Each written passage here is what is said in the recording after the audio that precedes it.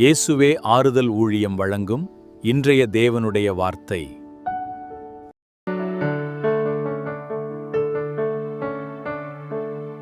ஆண்டவருக்கு மகிமை உண்டாகட்டும். நாம் இந்த நாளிலே யாத்திராகமம் 34வது அதிகாரம் 10வது வசனத்தை மையப்படுத்தி நாம் ஆண்டவருடைய வார்த்தையை நாம் தியானித்துக் கொண்டிருக்கிறோம். அந்த வேத வார்த்தையினுடைய மைய பகுதி சொல்லுகிறது, உன்னோடு கூட இருக்கிற ஜனங்கள் எல்லாரும் கர்த்தருடைய செய்கையை காண்பார்கள். அப்ப ஆண்டவர் நமக்கு என்ன சொல்லுகிறார்? நீ கர்த்தருடைய செய்கையை பார்ப்பாய் என்பது மாத்திரம் அல்ல, நீங்கள் கர்த்தருடைய செய்கையை பார்ப்பீர்கள் என்பது மாத்திரம் அல்ல, உங்களோடு கூட இருக்கிற ஜனங்கள் எல்லாரும் கர்த்தருடைய செய்கையை காண்பார்கள். மார்க் எழுதின சுவிசேஷம் 7வது அதிகாரம் 37வது வசனம் சொல்லுகிறது, அவர் எல்லாவற்றையும் நன்றாய் செய்தார். அங்க என்ன ஆண்டவர் நன்றாய் செய்தார்? ஒரு கொன்ன வாயுடைய ஒரு மனுஷனை, செவிடனாய் இருந்த ஒரு மனுஷனை ஆண்டவரிடத்துல கொண்டு வந்தார்கள்.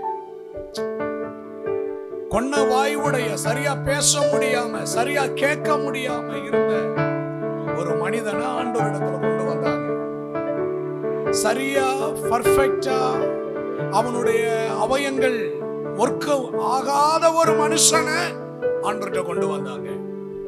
அங்க வேத வார்த்தை சொல்லுகிறது, அவர் அவனை தொட்டு செவ்வையாக பேச வைத்தார். சரியில்லாத ஒரு மனுஷனை, குறைபாடு உள்ள ஒரு மனுஷனை ஆண்டவரிடத்துல கொண்டு வந்தாங்க. ஆண்டவர் அந்த குறைபாடுகளை நீக்கி அவனை செவ்வையாக பேச வைத்தார். நான் என்ன சொல்றேன் அப்படின்னா, எதெல்லாம் சரியில்லாம இருக்கோ, எதெல்லாம் பர்ஃபெக்டா இல்லாம இருக்கோ, எதெல்லாம்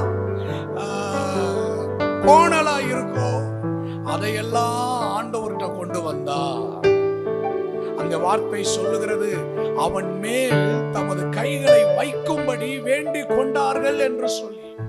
அப்ப ஆண்டவர் தொட்டாரு அப்படின்னா, ஆண்டவருடைய அந்த தொடுதல் உண்டானால் எல்லாம் சரியாய் நன்றாய் நேர்த்தியாய் மாறிவிடும். ஹல்லேலூயா.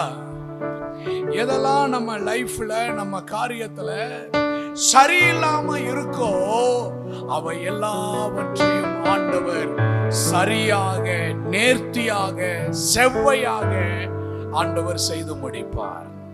ஆண்டவருக்கு மகிமை உண்டாகட்டும். அப்ப ஆண்டவருடைய செய்கை வெளிப்படணும் அப்படின்னா ஆண்டவரிடத்திலே நாம் தங்கி இருக்க வேண்டும். அது நம்முடைய ஜெப வாழ்வை குறிக்கிறது. மார்க் எழுதின சுவிசேஷம் 8வது அதிகாரத்திலே அந்த வனாந்தரத்திலே 3 நாட்கள் இயேசுவின் இடத்திலே தங்கி இருந்த ஜனங்களுக்கு இயேசு தம்முடைய செய்கையை வெளிப்படுத்தினார்.